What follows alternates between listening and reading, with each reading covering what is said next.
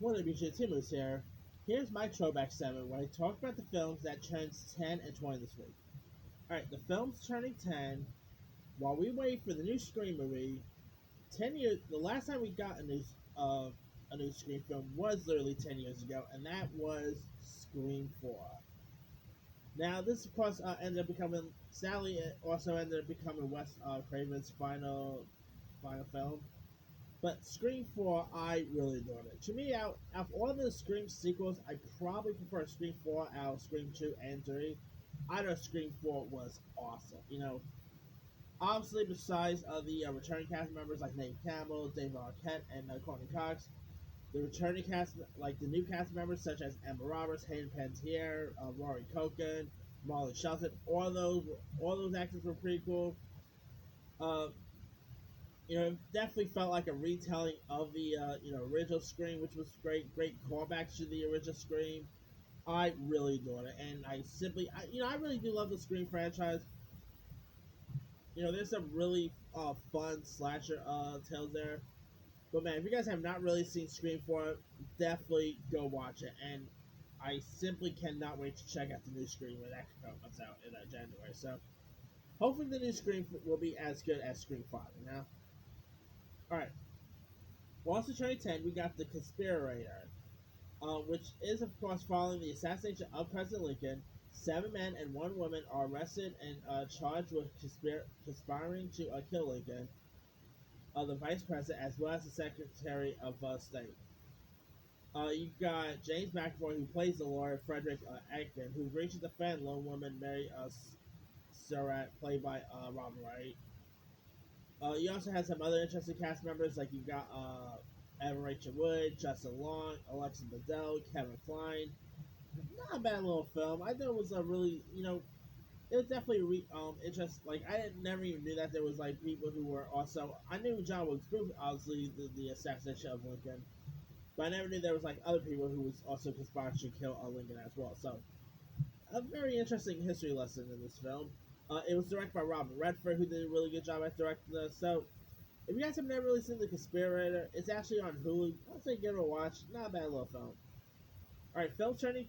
And another film that turns 10, we got Alice Shrugged Part 1, which is horrible. Anyway, film turning 20 now. We got Joe Dirt, which of course is a comedy that stars David Spade, who of course plays the janitor with a mullet, a hairdo. David Spade is so good in this movie. Joe Dirt is hilarious. It's fun. It's also from Happy Madison. Of course, it's produced by Adam Sandler, so there's that. You also had Dennis Miller was in this. You had Christopher Walken, Kid Rock, Brittany Daniels. Some really interesting cast members. If you guys have never really seen Joe Dirt, give that one a watch. I think you'll enjoy it. Alright. Also turning 20, we got Josie and the Pussycats. Of course, based on the Hanna-Barbera cartoon there.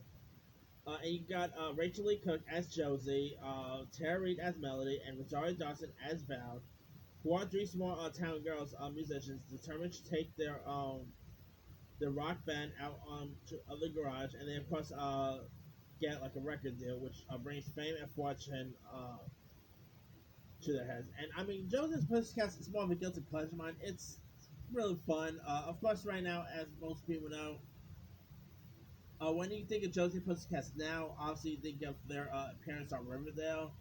But the one with Tara Reid, Rosario Dawson, is not a great film, but I used to always get a kick out of it. Back in the days, I know it was like the music was pretty good. I really quite like the cast. Rachel Lee Cook, who doesn't do a whole lot anymore, but I've always adored Rachel Lee Cook. Rosario Dawson was always great. So, yeah, if you guys have never really seen Josie and Pussycats, I'd say give it a watch. Not a bad little film. Alright, also turning 20, we got Bridget Jones's Diary. Of course, stars Renee Zellweger. And Bridget Jones' Diary, also had Colin Firth, Hugh Grant. I thought the first Bridget Jones movie was pretty decent. Definitely a really solid rom-com.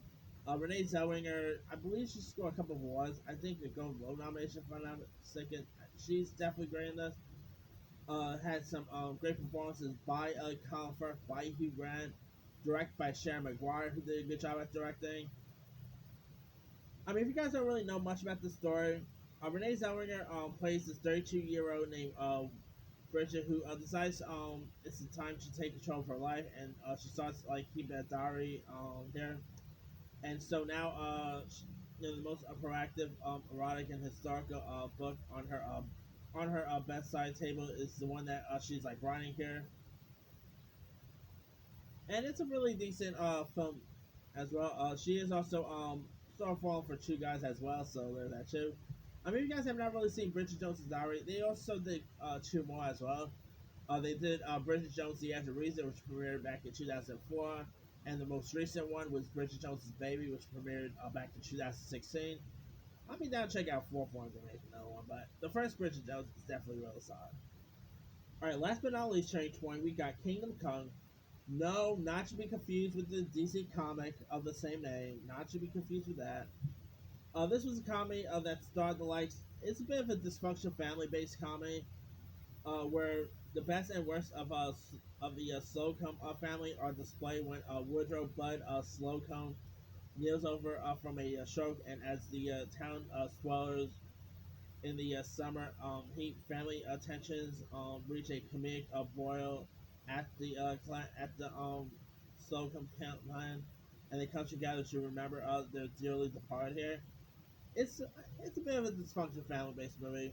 It had a really good cast in it. You had the likes of J. Pinkett Smith, Whoopi Goldberg, Ella Cool J, Anthony Anderson, Vivica Fox, Tony Braxton, Cedric the Entertainer.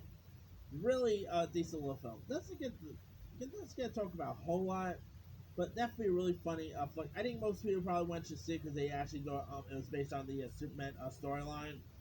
It's not based on no Superman storyline there. But it's still a really decent, fun film worth checking out. So if you guys have never really seen Kingdom Come, go watch it. I think you'll enjoy this film. Anyway, that's pretty much it. Let me leave you guys. Which of these films stand out to you the most? The 10 years one, I'm probably gonna definitely say Scream 4. I love that film. And the 20-year one, I'll probably gonna say Joe Dirt. Joe Dirt is probably my favorite out of that list. Anyway, drop a comment below. Don't forget to like, subscribe, hit that bell for more notifications. This is Him signing off.